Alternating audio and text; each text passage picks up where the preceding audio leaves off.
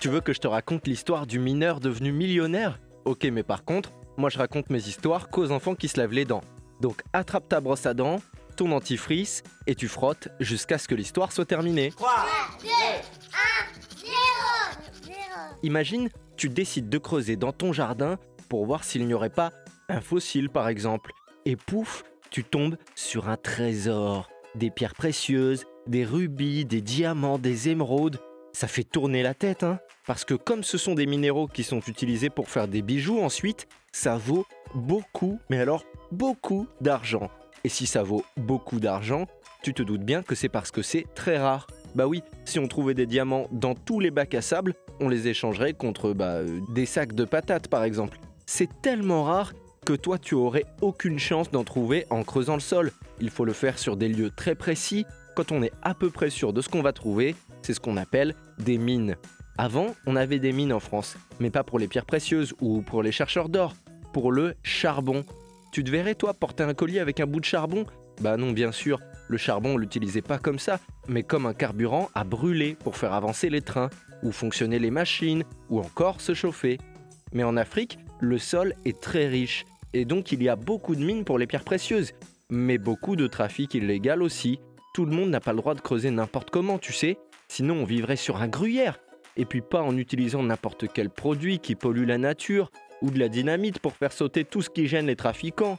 Alors pour limiter le trafic illégal de pierres précieuses, les pays donnent des autorisations pour pouvoir creuser une mine. Et surtout, ils rachètent les pierres ensuite.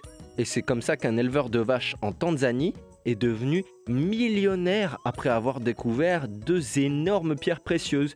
Tu veux que je te raconte? D'accord, mais d'abord, est-ce que tu sais qu'on a pu retracer l'évolution des hippopotames grâce à une dent fossilisée?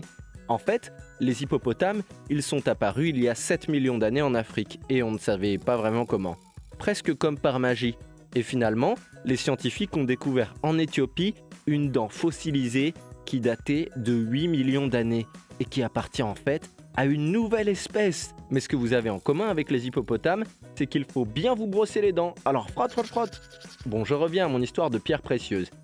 Sanignou, c'est un éleveur qui a 2000 vaches. Mais comme il ne gagnait pas beaucoup d'argent avec, il cherchait aussi des pierres précieuses à la mine. Et là, il est tombé sur les 2 plus gros morceaux de tanzanite jamais trouvés. 2 pierres précieuses, très rares, de 9 et 5 kilos. Tu te rends compte? Ça se porte à 2 mains.